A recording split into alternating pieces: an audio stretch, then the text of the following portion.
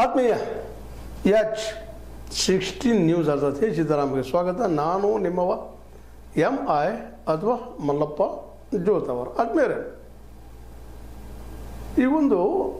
ಈಗ ನಿಮ್ಗೆ ಗೊತ್ತದ ಗಾಂಧೀಜಿಯವರ ಅಥವಾ ಗಾಂಧಿವಾದದ ಬಗ್ಗೆ ಚರ್ಚೆ ಭಾಳ ಜೋರು ಇರ್ತದೆ. ಆದರೆ ಜನಸಾಮಾನ್ಯರು, ಕಥೆಗಾರರು ಅಥವಾ ಅವರ ದೃಷ್ಟಿಗಳು ಹೆಂಗಿರ್ಬೋದು, ಗಾಂಧೀಜಿಯವ್ರನ್ನ ಇವತ್ತು ಹೇಗೆ ನೋಡ್ತಾ ಇರ್ಬೋದು ಅನ್ನೋದೊಂದು ಫೇಸ್ಬುಕ್ಕಿಂದ ಒಬ್ಬರು ಮಾತಾಡಿದ್ದು ತಮ್ಮ ಬರ್ಕೊಂಡಿದ್ದು ನೋಡಿದಾಗ ಅದ್ರ ಬಗ್ಗೆ ಯಾಕೆ ಇವತ್ತು ಮಾತಾಡಬಾರ್ದು ಅಂತೇಳಿ. ಯಾಕೆ ಜನಸಾಮಾನ್ಯರು ಗಾಂಧೀಜಿಯವ್ರು ಯಾವ ರೀತಿ ನೋಡ್ತಾ ಇದ್ದಾರೆ, ಅದರ ಫೇಸ್ಬುಕ್ದಲ್ಲೇ ಕಥೆಗಾರರು ಯಾವ ರೀತಿ ನೋಡ್ತಾರೆ ಅನ್ನೋದು ಒಂದು ಕುತೂಹಲ. ಮತ್ತು ಅದು ಜನಸಾಮಾನ್ಯರ ವಿಷಯವನ್ನು ಜನಸಾಮಾನ್ಯರಿಗೆ ಹೇಳುವಂಥದ್ದು.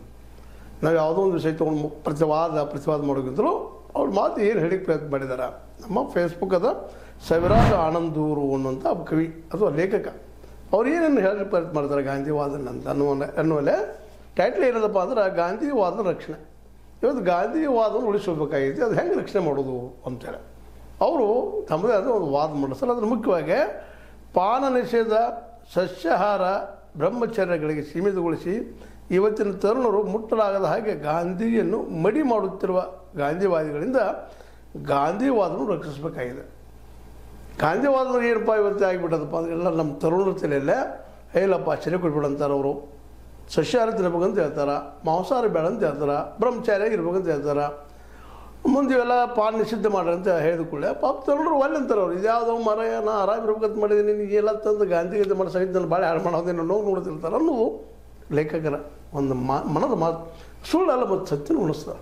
ಇವತ್ತು ನೋಡ್ರಿ, ಇವ್ ಟ್ರೆಂಡ್ ಯಾವ ರೀತಿ ಆಗಿಬಿಟ್ಟದಪ್ಪ ಅಂದ್ರೆ ಅವ್ನು ಕುಡಿದಿಲ್ಲ ಅಂದ್ರೆ ಕುಡಿದಿಲ್ಲ ಅದೇ ಹಂಗೆ ಗೋಪ ಅನ್ನುವಂಥ ಬಂದಿದ್ದಾರೆ. ಇವತ್ತು ಸುಳ್ಳು ಹೇಳೋದಿಲ್ಲ, ಅವನು ಸುಳ್ಳು ಹೇಳೋದಿಲ್ಲ, ಮರ ಬದುಕಾಗಿ ಹೋಗಿಲ್ಲ, ಮೂರ್ಖದ ನಾವು ಅಂತ ಹೇಳ್ತಾರೆ. ಇಂಥ ವಾತಾವರಣ ಇವತ್ತು ಹೇಳಿಕೊಳ್ಳಿ ರೊಕ್ಕ ಕೊಡಬೇಕು ರೊಕ್ಕ ಆದ್ರೆ ಬಾಳೆ ಕೊಡಾಗಿಲ್ಲ, ತೊಗೊಂಡು ರೊಕ್ಕ ಮುಳುಗಿಸ್ಬೇಕು, ಅದು ಇವತ್ತಿನ ಟ್ರೆಂಡ್.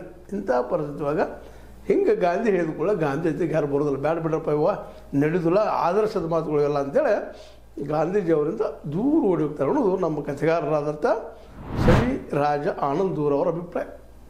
ಹೌದು, ಇದು ಸತ್ಯನೇ ಇವತ್ತಿನ. ಯಾಕಂದ್ರೆ ನಾವು ಇವತ್ತು ವರ್ಷಗಳಲ್ಲಿ ಇಲ್ಲದಂಗೆ ಆಗೋಗ್ಬಿಡ್ತದೆ ಅನ್ನೋದು ಅವರ ದೂರ ದೃಷ್ಟಿಕೋನ. ಆ ದಿಶೆಯಲ್ಲಿ ಹೇಳ್ತಾರೆ ಅವರು, ಇವತ್ತಿನ ತುರ್ತಾಗೈತೆ, ಇವತ್ತು ಏನು ಬೇಕಾಯ್ತು ಅದು ನೋಡ್ಬೇಕು ನಾವು. ಗಾಂಧಿಯಿಂದ ಏನು ಕೇಳಿದ್ರಿ, ಇವತ್ತು ಬಿಡ್ಲಿಕ್ಕೆ ಆಗೋದಿಲ್ಲ, ಇವತ್ತೆಲ್ಲ ತರೋರು ಹೆಚ್ಚು ಕಡಿಮೆ ಇವುಗಳಿಗೆಲ್ಲ ಬಲಿ ಪಶು ಆಗ್ತಾಯಿದ್ದಾರೆ. ಬಲಿ ಪಶು ನಾವು ಅಂತೀವಿ ಅದನ್ನು, ಅದು ಅವ್ರು ಖುಷಿ ಇದ್ದಾರೆ ತೊಗೊಳಕ್ಕೆ. ನಾವು ಹಾಳಾಗಿ ಹೋದ್ರೆ ಹೋಗಲಪ್ಪ, ನಮ್ಮ ಲಿವರ್ ಕೆಟ್ಟರೆ ಕೇಳಪ್ಪ, ನಮ್ಮ ಆರೋಗ್ಯ ಕೆಟ್ಟರೆ ಕೇಳಪ್ಪ, ನಮ್ಮ ಹಲ್ಲು ಕೆಟ್ಟರೆ ಕೇಳಪ್ಪ, ನಾವು ಸೇದವರ, ಕುಡಿಯೋರ, ಮಲಗೋರ, ದುಂಬಡಿ ಹಾಕೋರ ಈ ವಿಚಾರದಲ್ಲಿದ್ದವರು ಗಾಂಧಿಯ ನೆನಪಲ್ಲ, ವಿಚಾರ ಮಾಡೋಕ್ಕೆ ಹೋಗೋದಿಲ್ಲ ಅನ್ನೋ ಸ್ಪಷ್ಟ ಅಭಿಪ್ರಾಯ ನಮ್ಮ ಆನಂದೂರ್ ಅವರು. ಅವ್ರೇನು ಹೇಳ್ತಾರಪ್ಪ ಅಂದರೆ ಇವತ್ತಿನ ತುರ್ತು ಅಗತ್ಯ ನಿರಂಕುಶ ಪ್ರಭುತ್ವದ ವಿರುದ್ಧ ಗಾಂಧಿ ಹಿಡಿದ ಅಹಿಂಸಾತ್ಮಕ ಕಾನೂನು ಭಂಗ ಚಳವಳಿ. ಇದೇನು ಮಾಡ್ಲಿಕ್ಕಿದ್ದಾರಪ್ಪ ಅಂತಂದ್ರೆ ಇದ್ರ ಜೊತೆಗೆ ನಮ್ಮ ತರುಣರು ಹಿಂಸಾತ್ಮಕವಾಗಿ ಹಿಡಿತಾ ಇದ್ದಾರೆ. ಈಗ ಉದಾಹರಣೆ ನೋಡಿದ್ರೆ ನೀವು ಬಾಂಗ್ಲಾದಲ್ಲಿ ಆಗಿರ್ಬೋದು, ಮೊನ್ನೆ ಆದಂಥ ನಮ್ಮ ನೇಪಾಳದಲ್ಲಿ ಆಗಿರ್ಬೋದು, ಮುಂದೆ ಶ್ರೀಲಂಕಾದಲ್ಲಿ ಆಗಿರ್ಬೋದು, ಹಿಂಸಾ ರೂಪ ತಗೊಳ್ತಾ ಇದ್ದಾರೆ ನಿರಂಕುಶವಾದದ ವಿರುದ್ಧವಾಗಿ, ಡಿಕ್ಟೇಟರ್ ವಿರುದ್ಧವಾಗಿ. ಯಾಕಂದರೆ ಯಾವ ಸರ್ಕಾರವೂ ಇವತ್ತು ಈ ಒಂದು ಏಷ್ಯಾ ಖಂಡದಿರ್ಬೋದು, ಎಲ್ಲೋ ಮುಂದುವರೆದ ಕೆಲವು ದೇಶಗಳನ್ನ ಬಿಟ್ಟರೆ ಎಲ್ಲ ಕಡೆ ಏನಾಯ್ತು ಪರಿಸ್ಥಿತಿಪ್ಪ ಅಂದ್ರೆ ಇವತ್ತು ನಿರುದ್ಯೋಗ ಹೆಚ್ಚಾಗ್ಯದ, ಬಡತನ ಹೆಚ್ಚಾಗ್ಯದ್ರಿ, ಎಲ್ಲ ದೇಶದಲ್ಲಿದ್ದಾವೆ. ಅದರಲ್ಲೂ ಸೌತ್ ಏಷ್ಯಾ, ದಕ್ಷಿಣ ಏಷ್ಯಾ, ಈಗಾಗಲೇ ಹೇಳಿದ್ದೆ ಮಗ, ಮಾಲ್ದೀವ್ಸ್ ಆಗಿರ್ಬೋದು, ಶ್ರೀಲಂಕಾ ಆಗಿರ್ಬೋದು, ಜೊತೆಗೆ ಬಾಂಗ್ಲಾದೇಶ ಆಗಿರ್ಬೋದು, ನೇಪಾಳ ಆಗಿರ್ಬೋದು, ಭೂತಾನ್ ಆಗಿರ್ಬೋದು, ಇವೆಲ್ಲರೂ ಇವತ್ತೇನಾಗಿದ್ದಪ್ಪ ಅಂದ್ರೆ ಬಡತನ ಕಾರಣಕ್ಕಾಗಿ, ನಿರುದ್ಯೋಗ ಕಾರಣಕ್ಕಾಗಿ ಎಲ್ಲ ಜನ ಅತೃಪ್ತ ಆಗಿರೋ ತರುಣರಿಗಿಂತ ನಿರುದ್ಯೋಗ ಅಂದ್ಕೊಂಡು ಪಾಪ ಅವ್ರು ಬದುಕೋದು ಕಷ್ಟ ಆಗ್ಯದ. ಹೀಗಾಗಿ ಎಲ್ಲರೂ ಕ್ಷಿಪ್ರ ಕ್ರಾಂತಿ ಮಾಡೋಣಪ್ಪ ಅಂತೇಳಿ ಮನೆ ನೋಡಿದ್ರೆ ನೀವು ನೇಪಾಳದಲ್ಲಿ ಯಾವ ರೀತಿ ಆಯಿತು ಅಂತ ಜಂಜಿ ಅಂತ, ಅದು ಭಾರತಕ್ಕೂ ಬರ್ತದೇನೋ ಅಂತ ಭಯ ನಮಗೆ ಇವತ್ತು ನಾವು ನೋಡ್ತಾ ಇದ್ದೀವಿ. ನಿನ್ನೆ ನಮ್ಮ ಏನಪ್ಪ ಅಂತಂದ್ರೆ ಈ RSS ಮುಖಂಡರು ಅದನ್ನು ಮಾತಾಡಿದರು. ನಿಮ್ಗೆ ಗೊತ್ತದು ನೋಡಿರ್ಬೇಕು, ಮೋಹನ್ ಭಾಗವತರು ಅವರು. ಹೌದಪ್ಪ, ಇವತ್ತು ಜಂಜಿ ಅಂತದ್ದು ಆಗ್ಬೋದು, ಅದಕ್ಕೆ ನಾವು ಎಚ್ಚರಿಸಬೇಕು, ದೂರ ಉಳಿಸ್ಬೇಕು, ಅದು ಶಾಶ್ವತ ಪರಿಹಾರ ಅಲ್ಲ ಅಂತ ಅವರು ಸದಾ ಒಪ್ಕೊಂಡ್ರಿ ಇವತ್ತು. ಯಾಕಂದ್ರೆ ಟ್ರೆಂಡ್ ಬದಲಾಗದಿದ್ರೆ ಇವತ್ತು ಬದಲಾವಣೆ ಆಗಲಿಕ್ಕೆ ಅದನ್ನೇ ನಮ್ಮ ಆನಂದೂರವರು ಹೇಳ್ತಾ ಇದ್ದಾರೆ. ಅದಕ್ಕೆ ಇವತ್ತು ನಮ್ಗೆ ಅಹಿಂಸಾತ್ಮಕವಾಗಿ ಇಂಥದ್ದು ವಿರುದ್ಧ ಹೋರಾಟ ಮಾಡೋಂಥ ಜನ ಬೇಕಾಗಿದ್ದಾರೆ. ಆ ಜನಕ್ಕೆ ತಿಳಿಸಬೇಕಾಗ್ಯದ ಹೆಂಗೆ ಗಾಂಧೀಜಿಯವರು ಹೋರಾಟ ಮಾಡಿದ್ರು ಅಹಿಂಸಾತ್ಮಕವಾಗಿ. ನೀವು ಬಂದು ಹಿಡ್ಕೊಂಡು ಹೊಡ್ಯಾಕೆ ಹೋದ್ರೆ ಅವ್ರು ಹೊಡಿತಾರೆ. ಅವರು ಎಂಥ ಭ್ರಷ್ಟ ಬ್ರಿಟಿಷರ ವಿರುದ್ಧ ಅಹಿಂಸಾತ್ಮಕವಾಗಿ ಹೋರಾಟ ಮಾಡಿ ಅವ್ರನ್ನ ಸ್ವತಂತ್ರ ಪಡೆಯೋದು ಸಣ್ಣ ವಿಷಯ ಅಲ್ಲದು. ಇಲ್ಲೂ ಹಂಗಾಗಬೇಕಾಗಿದೆ, ಯಾವ ಜೀವ ಹಾನಿ ಆಗಲಾರ್ದಂಗೆ ನಮ್ಮ ಕೆಲಸ ಆಗಬೇಕಾಗಿದೆ, ನಮಗೆಲ್ಲ ಉದ್ಯೋಗ ಸಿಗಬೇಕಾಗಿದೆ, ನಾವು ಪ್ರಜಾಪ್ರಭುತ್ವ ನೆಲೆಗಟ್ಟಲ್ಲಿ ಬದುಕಬೇಕಾಗಿದೆ. ಅದಕ್ಕೆ ಗಾಂಧೀಜಿ ಈ ದಿಶೆಯಲ್ಲಿ ಅನಿವಾರ್ಯ ಅದ ಅಂತ ಹೇಳೋರಿಗೆ. ಅದೆಲ್ಲ ಬಿಟ್ಟು ಬ್ರಹ್ಮಚಾರಿ ಇರ್ತಿದ್ದ, ಅವನು ತಿಂತಿರಲಿಲ್ಲ, ಬಿಡಿಸತ್ತಿರಲಿಲ್ಲ ಹಾಗೆ ಹೀಗೆ ಹೇಳಿದ್ರೆ ಆ ಸರ್ವರು ಈ ಕಡೆ ಬರೋದೇ ಇಲ್ಲ. ಗಾಂಧಿ ಬ್ಯಾಡ ಬಿಡಪ್ಪ ಅಂತಾರೆ ಮ್ಯಾಲೆ ಇದೆಲ್ಲ ಕಲಿತ ಮಾತ್ರ ಹಿಂಸಾತ್ಮಕ ಮನೋವೃತ್ತಿ ಬರ್ತದೆ. ಆ ಮನೋವೃತ್ತಿಯಿಂದಾಗ ಹಿಂಸೆಗೆ ಹೇಳಿದ್ರಪ್ಪ ಅಂದ್ರೆ ದೇಶದಲ್ಲಿ ಅರಾಜಕತೆ ಆಗುತ್ತೆ. ಅರಾಜಕತೆ ಆಗ್ತಂದ್ರೆ ಮುಂದಿನ ಮತ್ತು ಇಂಥ ಅರಾಜಕತೆಯಲ್ಲೇ ಎಂಥ ಸರ್ಕಾರಗಳು ಬರ್ತಾವಪ್ಪ ಅಂದ್ರೆ ಸೈನ್ಯದ ಸರ್ಕಾರಗಳು ಬರ್ತಾವೆ. ಒಬ್ಬ ಗುಂಡಾನ ಹಣಿಬೇಕಾಯ್ತಂದ್ರೆ ನಾವೇನು ಮಾಡೀವಪ್ಪ ಅಂದ್ರೆ ಇಲ್ಲಿ ವ್ಯವಸ್ಥೆ ಗುಂಡಾನ ಹಣಿಸೋಕೆ ಪೊಲೀಸ್ ನೇಮಿಸಿದ್ವಿ. ಆ ಪೊಲೀಸ್ ಅವು ಗುಂಡಾನ ಇರ್ತಾನೆ ಇನ್ನೊಬ್ಬ, ಹಂಗೆ ಆಗಬಾರ್ದು. ಮನಸ್ಸನ್ನು ಬದಲಾವಣೆ ಮಾಡುವಂಥ ಜನ ಬರಬೇಕಾಗಿದೆ, ಹೊಸ ಪದ್ಧತಿಗಳು ಬರಬೇಕಾಗಿದೆ. ಇಂಥ ನಿರಂಕುಶ ಅಧಿಕಾರ ಅಂತ ಕಿತ್ತಾಗಬೇಕಾಗಿದ್ರೆ ಚಳವಳಿ ಎಂಥದ್ದು ಗಾಂಧಿವಾದ ಜನಗಣನೆ ಮಾಡುವಂಥದ್ದು ಬೇಕಾಗಿದೆ. ಅದನ್ನು ತಿಳಿಸಿ ನಮ್ಮ ಯುವಕರಿಗೆ ಗಾಂಧೀಜಿಯವ್ರು ಹೆಂಗಿದ್ರು, ಏನು ಮಾಡ್ತಾಯಿದ್ರು, ಅಂಥ ಬಲಿಷ್ಠ ಬ್ರಿಟಿಷರು ಹೆಂಗೆ ಹೋರಾಡಿದರು. ಇಡೀ ಜಗತ್ತನ್ನು ಗೆದ್ದಿದ್ರು ಬ್ರಿಟಿಷರು. ಅವ್ರಿಗೆ ಎಲ್ಲೂ ಎಂಥ ಗಾಂಧಿ ಸಿಕ್ಕಿರಲಿಲ್ಲ.